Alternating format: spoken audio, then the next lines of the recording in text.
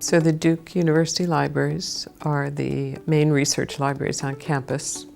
We partner with the libraries of the professional schools, law, medicine, business, and the divinity school. One of our hallmarks is that we are seen as potential partners in a lot of different projects, whether they have to do with digital scholarship or just research assistance or working with students.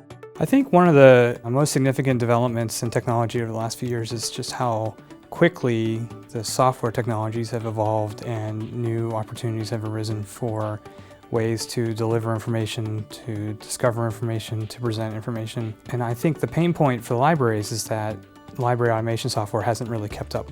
And so I think the open source opportunity that Folio provides gives us a chance to actually tap into a lot of those technologies that have been delivering information in new and exciting and opportunistic ways. Duke was the institution that originally received the grant from the Mellon Foundation that led us to explore what became the Open Library Environment, or OLE.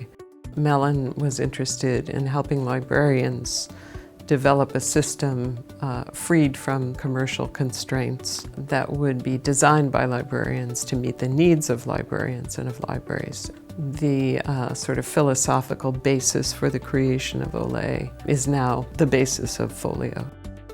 It's essentially a very committed partnership of research libraries that are pleased to extend the partnership to include EBSCO and index data. It's been almost 10 years that we've been, looking forward to developing this system built by librarians for libraries.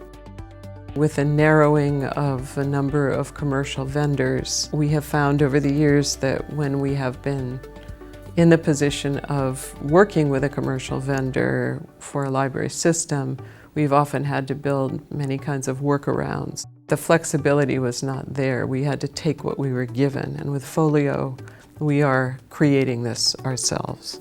And so that's tremendously liberating in a lot of ways. It makes it possible to kind of customize things in ways that a whole variety of libraries can benefit. The benefit to the libraries themselves, I think you only need to look at our user community and see how they're trying to interact with the library, or just trying to interact with information in general.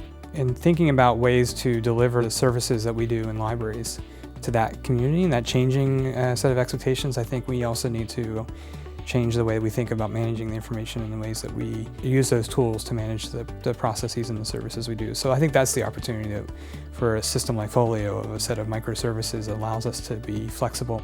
For technology service companies that want to get in to participate with this, I think it's a perfect opportunity to jump in with where they're experts. They don't necessarily have to know the whole monolithic system in order to provide the best service. The work of the subject matter experts and the SIGs and the various groups that are so hard at work on Folio now, that sense of community, doing something that allows us as libraries to provide the very best services in the smoothest way at a time when we're dealing with increasing complexity technologically. It's very gratifying to think that a wide community of smart people is working on Folio.